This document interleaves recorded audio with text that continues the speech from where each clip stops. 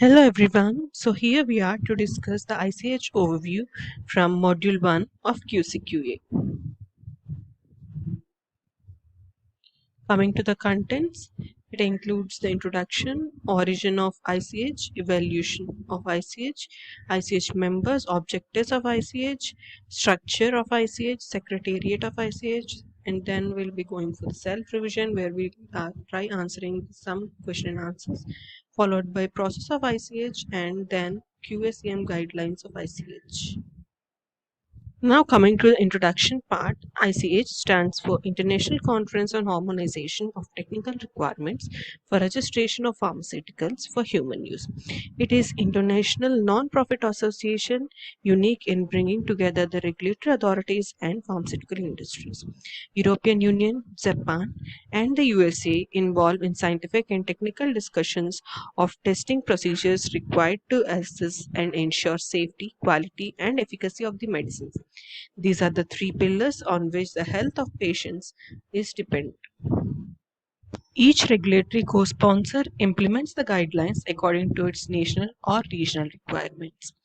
They are intended to be used in combination with any regional requirements.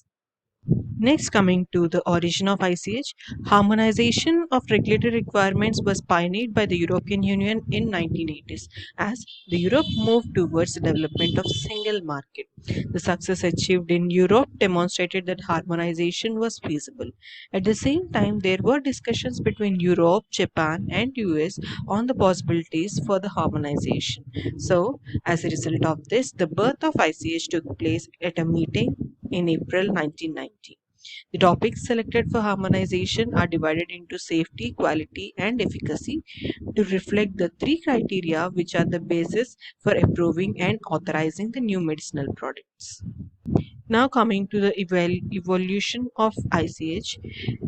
First decade, it is significant progress in development of ICH guidelines on safety, quality, and efficacy topics, and also work on number of important multidisciplinary topics.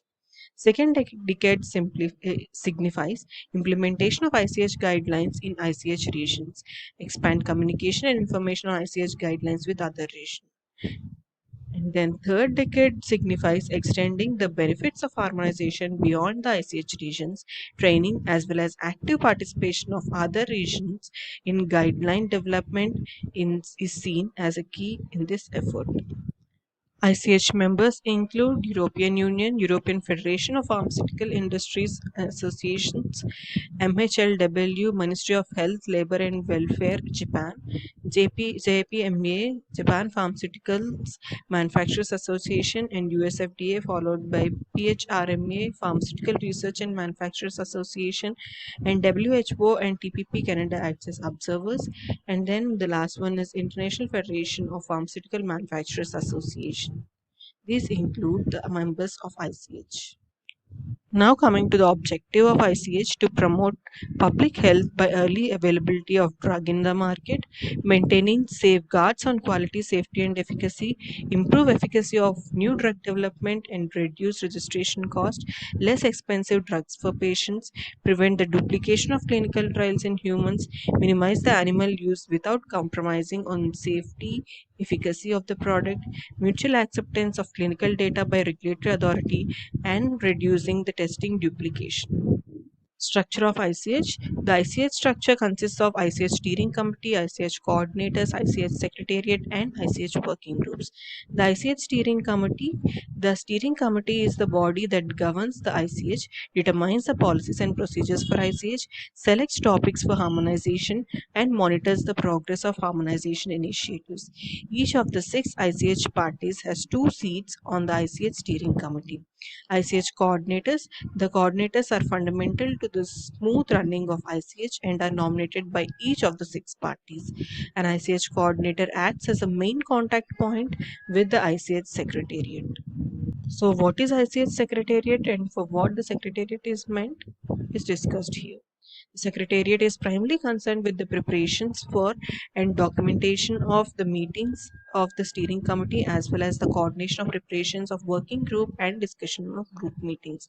Information on ICH guidelines and general ICH process can be obtained from the ICH Secretariat. ICH working group, depending on the type of harmonization activity needed, the steering committee will endorse the establishment of one of the three types of working group, that is expert working group, implementation working group, or informal working group. Now coming to the process of ICH, following steps are involved in the process. Step 1, building scientific consensus. Step 2, agreeing on draft tests. Step 3, consulting regional regulatory agencies. Step 4, adopting harmonized guidelines. And step 5, implementing guidelines in ICH regions. Now take a pause for a few minutes and try recapitulating by answering the following questions. What is ICH? Who are the members of ICH? And what are the four ICH guidelines?